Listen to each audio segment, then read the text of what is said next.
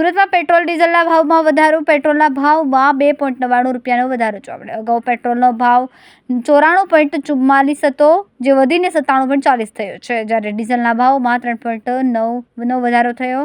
અગાઉ ડીઝલનો ભાવ 90.11 હતો, જે વધીને 93.18 રૂપિયા પર પહોંચ્યો છે. સુરતમાં પેટ્રોલ પંપ પર પેટ્રોલ ભરાવવા માટે લોકોની ભારે ભીડ ઉમટી પડી છે. જનતા પર મોંઘવારીની વધુ એક માર જોવા મળી રહી છે. શું કામ કરો? વાત કરીએ તો અત્યારે પેટ્રોલના ભાવ વધારા બાબતમાં શું કહેવું? કઈ કહેવાય નહીં આપણે. કેમ? આપણે કેવા ભાવ કહેવાના? આપણે કેવા ભાવ ઘટી નથી જવાના. આ જનરલ 500 માં છે કોઈ ભાવ નથી કરવાનો. એ ગવર્મેન્ટ નું જે નિયમ જ કરી લેવાનું છે. પણ ગવર્મેન્ટ તો આપણે શું કરીએ? આપણે મોકલે છે ને તો આપણે થપ્પા ખાવા છે ને. આપણે મોકલે તો આપણે થપ્પા ખાવા છે ને. એટલે હવે પછીની પરિસ્થિતિ શું કરું? જે છે ચાલવા જ દેવાનું એમને જ. કઈ ખાવાનું નથી.